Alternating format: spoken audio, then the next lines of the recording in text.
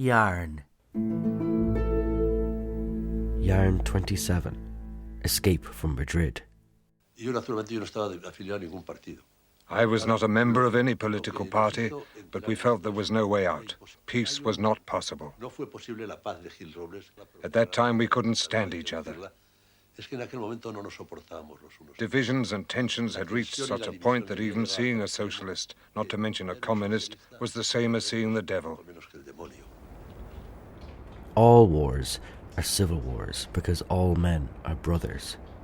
A guy called Francis Félignon said that back in the 1600s, and I don't disagree. What makes civil wars different is that when they're over, combatants don't leave the battlefield and go home thousands of miles away from each other. No, they have to live right next to each other, and they have to just get on with life again the best they can. So what tends to happen is that people just don't talk about it. So the next generation doesn't talk about it, and it becomes a sleeping dog no one wants to wake up. Very bad things happen in any war. In civil war, add into the mix old grudges, sectarianism, and social inequalities, and things can escalate to places no one could have ever thought they were capable of.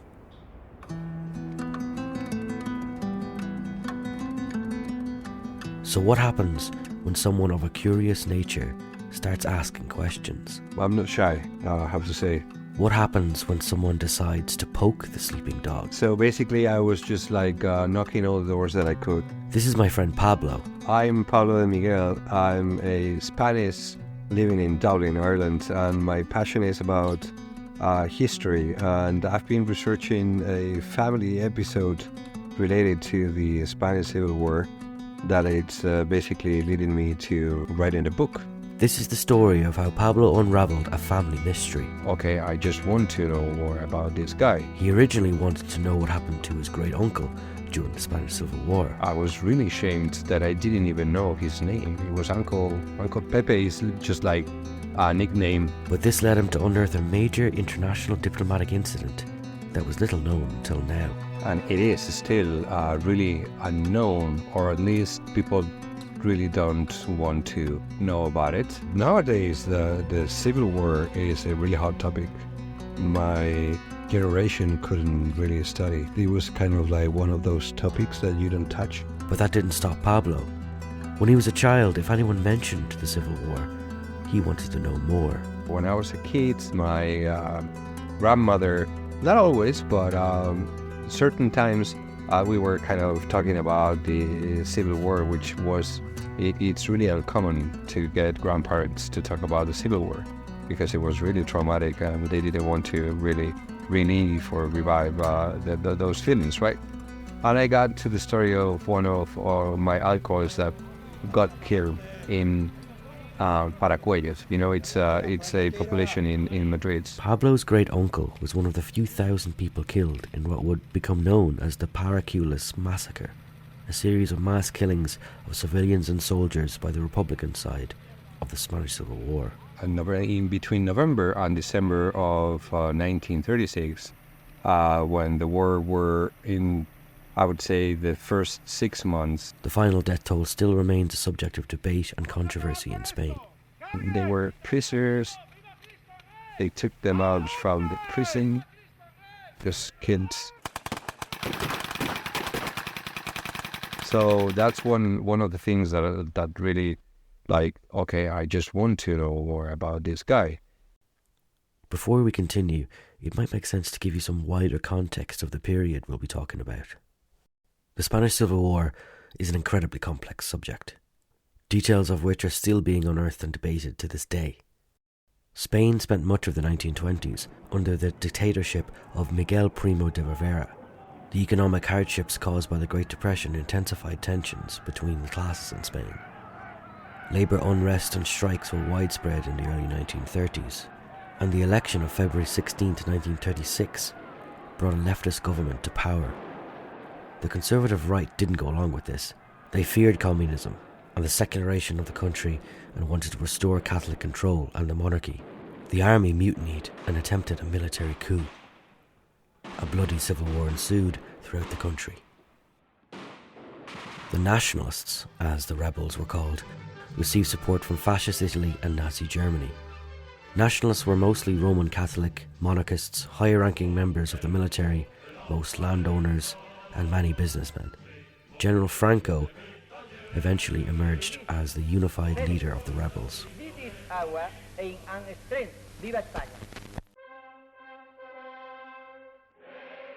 On the other side, the Republicans received support from the Soviet Union and Mexico.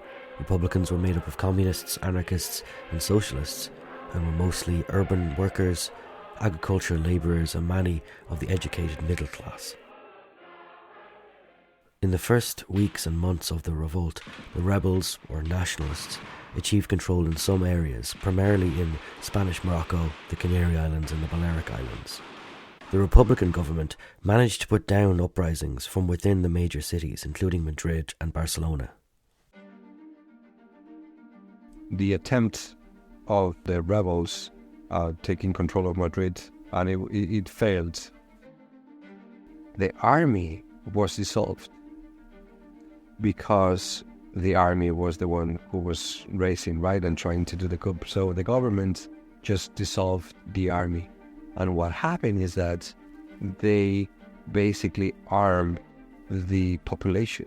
The first 6 months of the war in Madrid, there were no law and order, right? So the policemen were not in place, they were not in charge, there was no army, so the people got rifles, the pistols, the guns, and everything. So, the anarchists and the communists, when they saw they were now law and order, they kind of start their own revolution inside.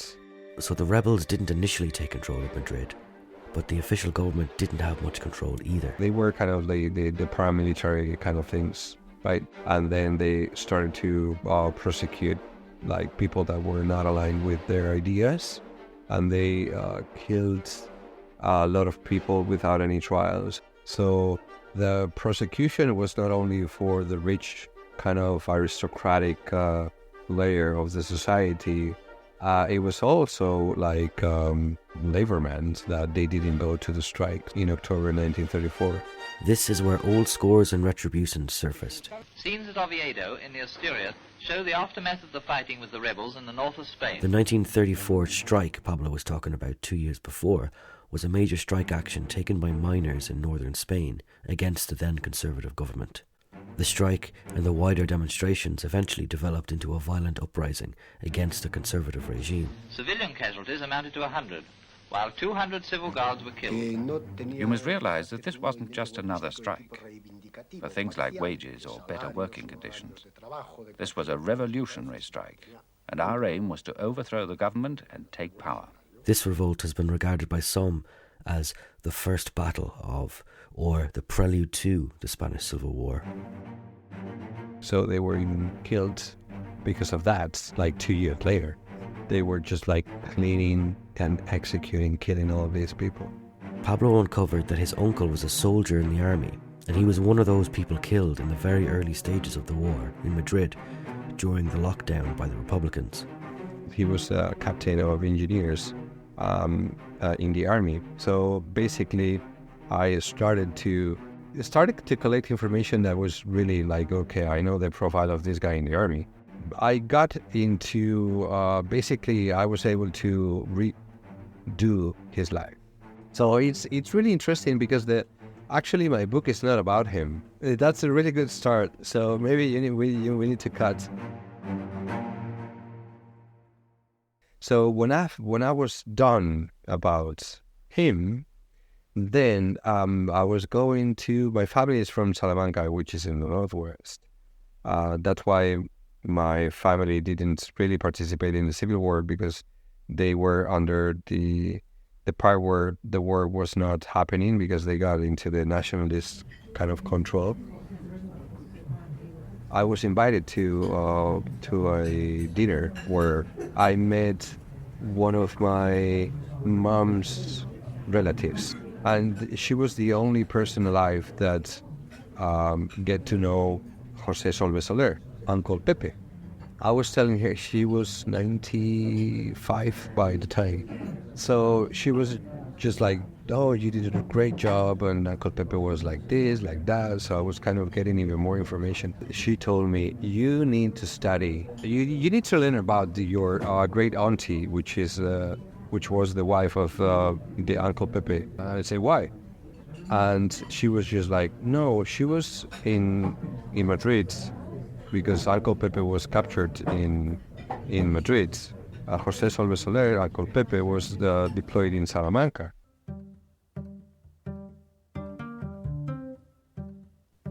Here's where the mystery starts. Pablo knew from reading military records that his great-uncle was stationed in Salamanca, where his family lived.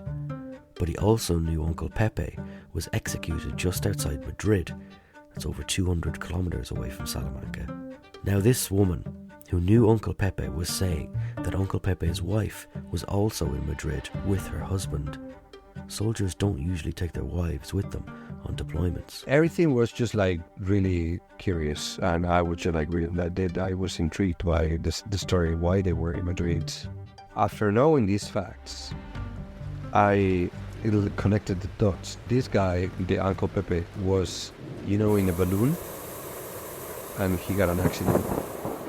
He broke one of his arms in June 1936. And what happened is that he got a medical appointment in Madrid. I don't know why. But then they traveled together to Madrid the day prior to the Civil War started. This is some very bad luck. The Republican militias had locked down the city and were combing the streets for any nationalist sympathizers. Pablo's relatives were in trouble because his great-uncle was in the army and they were from Salamanca. Salamanca was in control of the rebels and Madrid was in control of the former Republicans. Madrid, by its position, is a natural fortress, and each day the people make its defenses more impregnable. Uncle Pepe's fate was clear. He was caught, taken to a prison camp and executed. But Pablo's great-aunt survived the Civil War. She eventually died an old woman back in Salamanca. That old lady told me, you need to know what happened with her because she was in Madrid.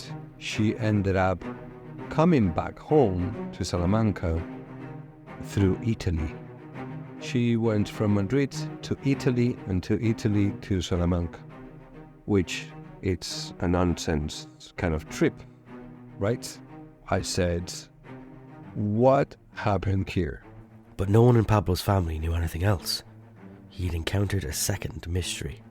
So this is where I started researching the story of my great auntie, Manuela Redondo, and it's unbelievable.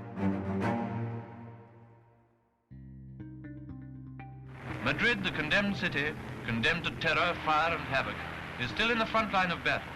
And the recent news of the British embassy being moved to Valencia confirms the impression that the capital is doomed to suffer even more severely yet, that women and children are being evacuated, sent away out of the danger zone. She knew that her husband was killed or disappeared. I don't know if she knew right away that her husband was killed. I guess she didn't know that. So she, and I'm assuming this, she felt insecure in Madrid, and then she knocked the door of the Turkish embassy.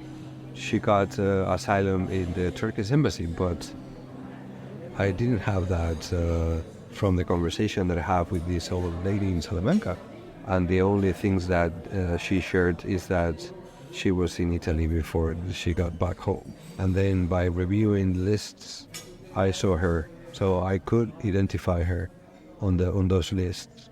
And then I got a list, like a really big list of almost like 1,000 people. So what happened with a lot of people, and I mean a lot of people, like almost 12,000 people in Madrid, because they were prosecuted by those militia, like the left militia, by the communists and anarchists mainly. So they knocked the door of the embassies and they said, hey, I'm gonna get killed. Can I get in? You would just like literally get in the embassy and never come out. Because if you are out, you are gonna be killed. So what embassies started taking people in? The main embassies that take refugees were Chile, Argentina, Norway, France, and then the fifth one was Turkey. I would have expected the Italian and German embassies to be the ones to take in nationalist refugees, seeing as those countries were pro-nationalist. No. What happened with the Italian embassy and what happened with the German embassy is that they recognize Franco's government. So what happened is that the Republican government assaults the Italian and Germany embassy and get the people that were refugees in them. They weren't safe in those embassies because they lost the immunity of the building, right? In the international law, the embassy and the land that occupies the embassy, it's immune. So it's basically treated as if they were their own land in their whole home country. So when they recognized Franco's government, they lost that. So they got assaulted. Pablo had found his great-aunt's name on a list with 1,000 other people who took refuge in the Turkish embassy, and he knew she eventually made it home. What he wanted to know next was how they get into the embassy and how they get out of the embassy. So first up, how did they get in? Very few were Turkish citizens. What kind of people were they? In the Turkish case, and on other embassies as well, how you get access to the embassy was like, okay, you know the ambassador or you know any other of the diplomats working on that embassy. So mainly aristocrats and people with unwealthy people, right, were the first to got into the embassy for two main reasons: because they have access to the ambassador and the diplomats under the ambassador, and because the second reason, and the most important reason, they were the first ones that were prosecuted by the militia because they got a lot of money, they represented the power, and they would like to take off the power. So those were the first guys that got killed in many situations, so they were the first to ask for asylum. Madrid's high society were using their connections to gain refuge in any embassy they could. And a particularly rich family did one better. They got an embassy to come to them. One of the aristocratic families in Madrid owned the buildings. They asked asylum to the Turkish embassy, and basically, at the end, he took control of the whole building. 21 Zurbano Street, located in an affluent part of Madrid, was home to the Countess of Arsentalis and her family. It's a beautiful 6-story palatial townhouse, built in the 1910s in the Art Nouveau style. It features an ornate cut brown stone facade with decorative urns, cast iron balcony railings, and the top floor is bookended with rounded corner turrets that almost look like bell towers. The building was so big, in fact, that the Countess rented out a couple of floors. One floor was rented to the Turkish embassy, another was rented to the Finnish embassy, and the Irish embassy even rented a small office on one floor. So when the Countess's family sought asylum, all they had to do was ask the Turkish embassy to annex the floors the Countess's family inhabited. This eventually extended diplomatic protection to include the whole building and an attached back building. Although this didn't include the Irish embassy. When civil war broke out, the Irish shut their office and evacuated all their staff. As the lockdown in Madrid intensified, the word got out: head to 21 Zurbano. So what started out as a safe haven for the Countess's family and the elites, next, ordinary Madrillos came knocking. And then everything kind of like pours down, right? So the aristocratic, they got all the relationship with the second layer of the society, right? And I would say liberal workers like lawyers, architects, industrials, that kind of like not Welsh people, but more than a plain worker, right? And what happened is that layer of the society got into the embassy, and the third layer, they know all these second layer, and they got into that, and at the end you could find all kind of people into the embassy. You got from hairdressers, from land workers, farmers, and military people. Pablo will probably never know exactly how his great aunt found her way inside, but once she was in, she was stuck there.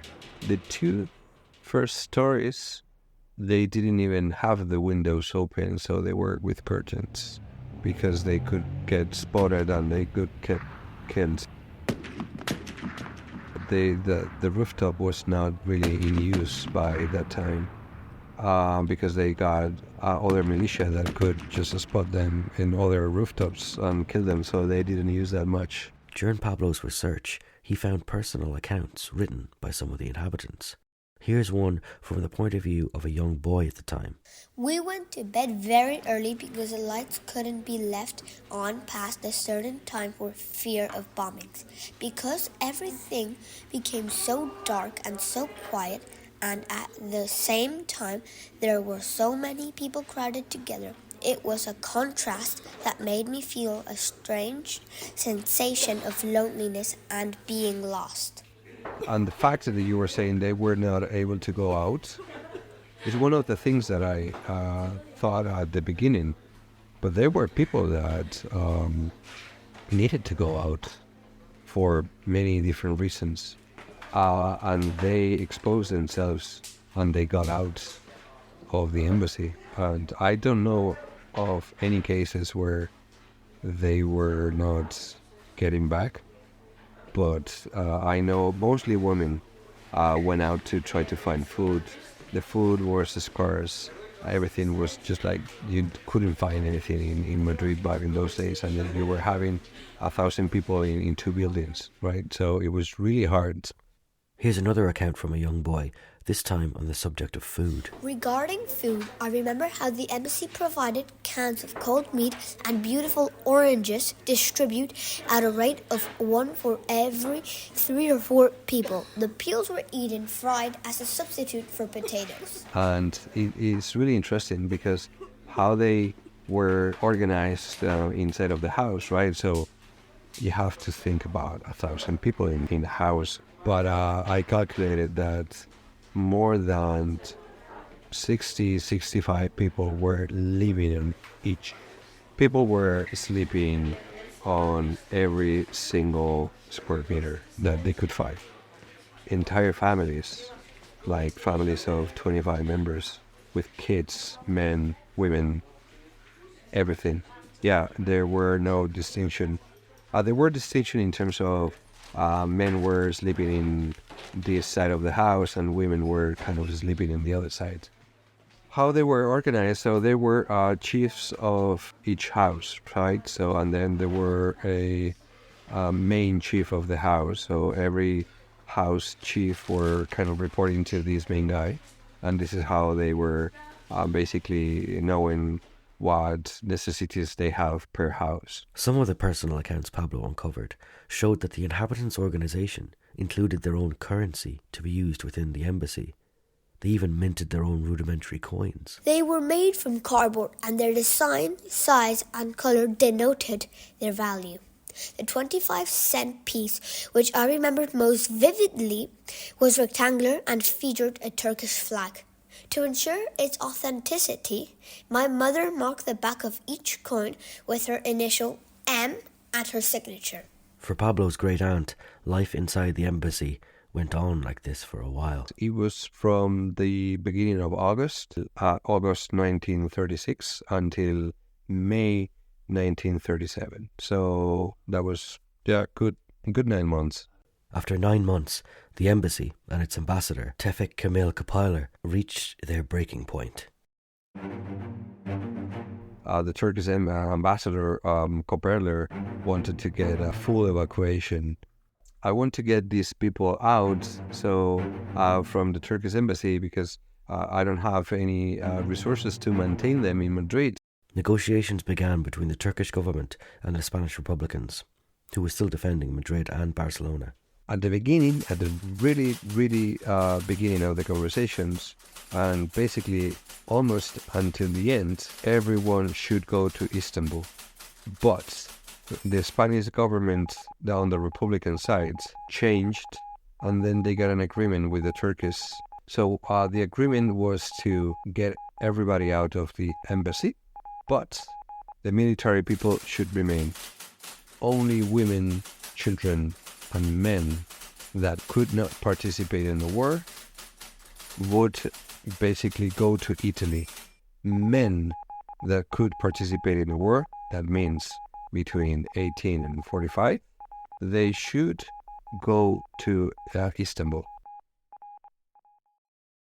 The Republicans were not going to allow people who they saw as nationalist sympathizers or potential combatants out of the city so they could go and join the nationalists. They wanted them out of the country. Istanbul, on the other side of the Mediterranean Ocean, was far enough away, but negotiators for the refugees argued it was too far away for people that posed no threat to the Republicans. Italy was favourable because they had friendlier ties to the nationalists, and they agreed to take them in. So a compromise was met. Women, children and older people could go to Italy, but any man of fighting age had to go all the way to Istanbul, and any active soldiers were not allowed to leave the embassy at all. They would stay behind, and the ambassador would have to deal with them later. But for Pablo's great-aunt, she would be leaving Spain for the first time in her life. The Turkish government sent a boat from Turkey to Valencia.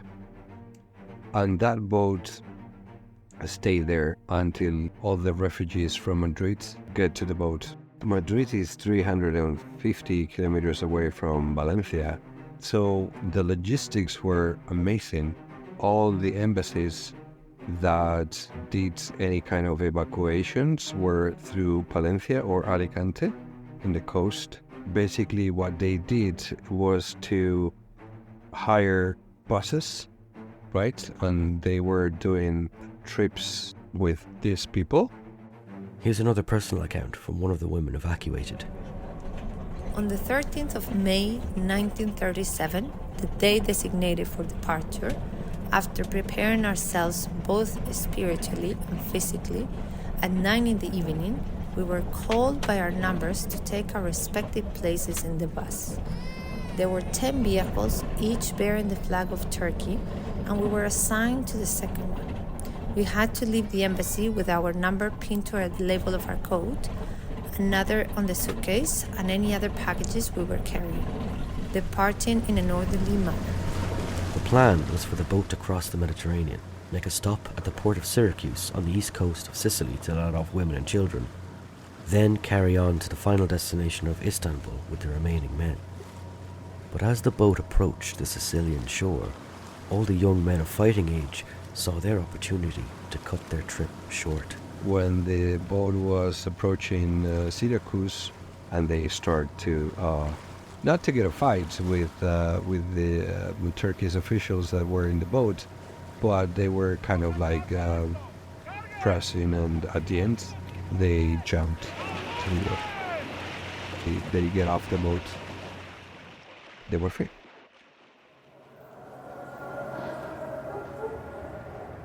"712 people went out from the embassy, and only 8 people got to Istanbul.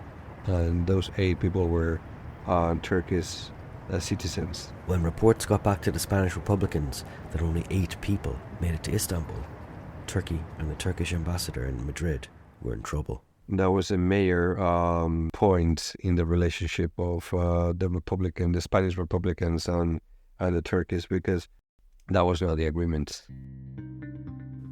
So what happened to Pablo's great-aunt and everyone else who got off the boat in Sicily? Some people were in camps until the Franco's government prepared all the evacuation from Italy to take them to Spain. And some other people that got a little bit more resources, instead of waiting on the camp, they went up to Rome. My auntie, among this group of 35 people, they got in Rome, and they were evacuated in a different way, but they ended up in the Spanish nationalist side. After losing her husband, spending 9 months locked inside an embassy, surrounded by snipers, after travelling to Valencia, sailing across the Mediterranean, after landing in Sicily, then heading for Rome, after finally making it back to her home in Salamanca, you might think she would have told her family and friends about the ordeal. But she didn't say a word. This woman survived the war. She lived like 75 years, and she didn't tell anyone about this. But our story doesn't end with Pablo's great aunt. Back at the Turkish embassy in Madrid, there were still 58 people left behind. When everybody got out, the agreement that was signed was that only those military people would stay there. But another covenant was that the Turkish ambassador couldn't get more people in. That was specifically clear on that agreement. But the Turkish ambassador let in more people.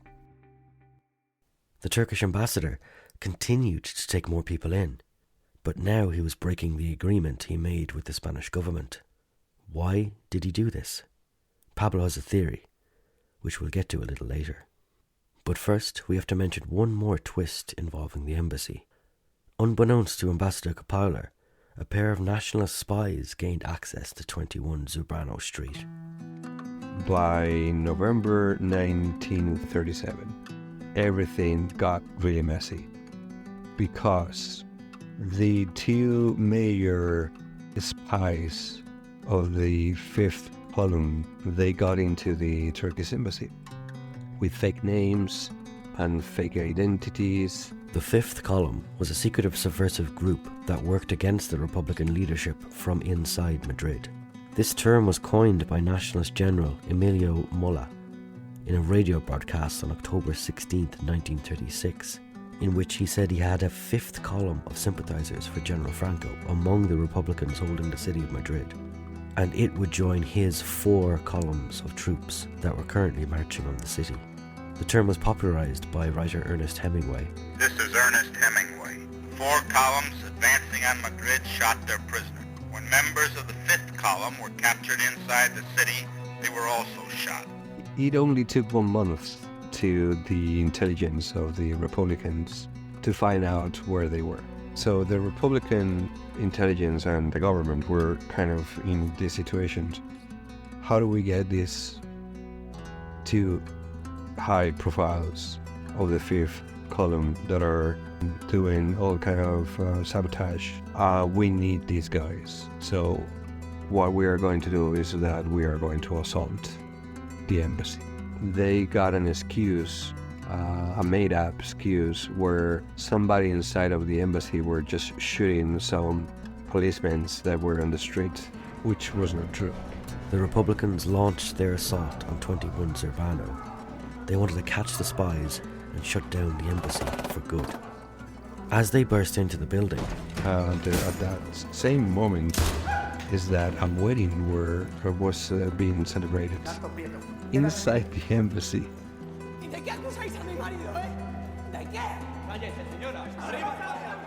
So what happened is all the people got arrested. They separate the military people from the regular people. The embassy was no more. All people went from Madrid to Barcelona. And in Barcelona, they were in different prisons where they were doing all kind of works related to setting up a railroad. More than 15 people died because the conditions were really, really bad. They didn't have food, they were working more than 12 hours, and it was kind of all those crazy things. Actually, in those conditions, one of those high profiles of spy organizations that get into the embassy actually died, and the other one escaped. When Franco basically took Barcelona, the Republican army that were controlling these prisons, they get them into a train to France. And the second spy that survived escaped by jumping off the train.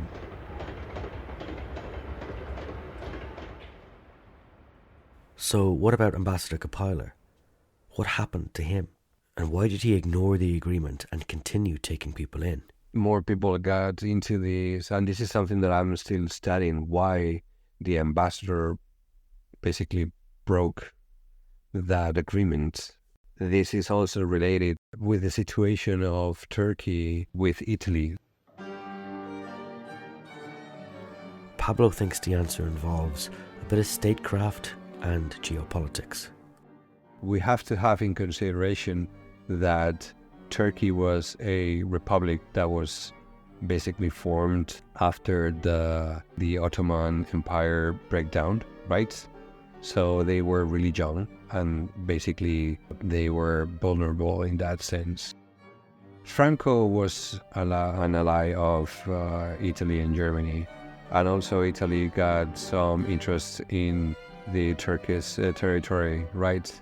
But also they got basically in a sandwich, because they got Russia on the other side, wanting to supply the Republicans, the Spanish Republicans, right? And that's why I guess they try to play both sides, like to not be caught in the middle. Turkey was attempting to walk a very thin line. So I'm not looking at the Russians so they can ship whatever they want through the Bosphorus, and I'm not looking into what's happening in Madrid in my embassy, because there is Italy allied with Franco, and I don't want to mess up, anything. That's my hypothesis on why, you as an ambassador, you are ruled by your government, and you would not risk your reputation as ambassador to let people in without the permission of your government. Pablo's theory is that the ambassador was given the okay from the Turkish government. He was still acting under their orders. That permission would came from the higher, because after that, Koperler, he was not a welcome man. After the embassy got assaulted, he left Spain after that. And also Turkey, as I said, they brought a relationship with the Spanish Republican. But after that, he was in Serbia as a diplomat. He continued his diplomat career. That means that he didn't break any rules. It's a fair point. If your ambassador did go against orders, why would you give him another diplomatic posting? Pablo's theory gains even more weight by the fact that the Turkish government sacked another diplomat at the same embassy. The secretary of the embassy, he was dealing to get people in. So they were people who got into the embassy because the secretary of the embassy asked for money. And that guy was removed from the diplomacy career. I couldn't find anything about him. And all the people that I asked in Turkey, they couldn't find what happened with that guy. He just vanished. 2.5 years of siege have ended. Madrid, the heroic capital of the Spain of yesterday, has surrendered to the forces of General Franco. If you know your history, you'll be aware of how the Civil War ended. On March 29th, 1939, Madrid surrendered to Franco's forces. The siege was over. The nationalists had won. For General Franco, this is the hour of triumph, and he rides appropriately with an escort of Moors. In Madrid, Generalissimo Franco went to lay a sword of victory in the church of Santa Barbara. It was the first of many triumphal occasions in which Franco and Spain celebrated the nationalist victory. When Franco took Madrid, all the refugees that were persecuted by the former Republicans, they were free. I wouldn't say all of them were Franco's supporters. Some people got into an embassy not because they were supporting Franco or they were supporting the coup, but because they were persecuted, basically. We tend to link, that they were supporting Franco. What happened to the civilians who supported the Republicans? Did roles reverse? They were the refugees now. Did they go knocking on the door of embassies? That Franco took control of the city, they started to ask asylum to the same embassies. Franco didn't allow the embassies to get the refugees. So at the end, no one from the former Republicans could have access to those embassies. They couldn't do the opposites. What would Spain be like under Franco? With all resistance quashed, Franco was free to rule Spain. His regime was characterized by authoritarianism and repression. During his rule, Franco's government committed numerous atrocities, including political persecution, censorship, and human rights abuses. He executed and imprisoned political opponents. He suppressed regional cultures and languages, particularly in regions like Catalonia and the Basque Country. His regime resulted in widespread suffering and the loss of life of many Spaniards. For Spain's current generation, it's been almost 50 years since the death of Franco and the end of his rule, and it's been over 80 years since the end of the Civil War. But this time period is still a delicate subject for Spanish people. Yeah, there's some kind of resistance. Some people, they don't want to share that their family was on that embassy or any other embassy, because they could get pointed as Franco supporters. Yeah, that's a pity, because it shouldn't happen that way. This is what happens, right? And I shouldn't be worried about. But in Spain, even though I'm not aligned with the right, if I say what the left did wrong, then the left is going to eat me alive. But if I say something wrong, something that the right didn't do well, I'm going to be eaten by the rights.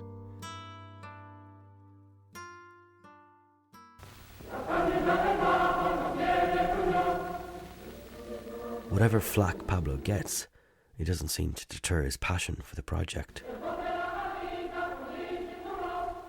I'm still open to collect more testimonies, but I want this to be shared like across. If you want to follow Pablo's research, or if you want to check out his embassy refugee lists for relatives, or if you want to submit any testimonies, you can go to Pablo's website he set up for the project at www.zurbano21.com. That's ZURBANO and the number 21.com. This has been a story for yarnpodcast.com.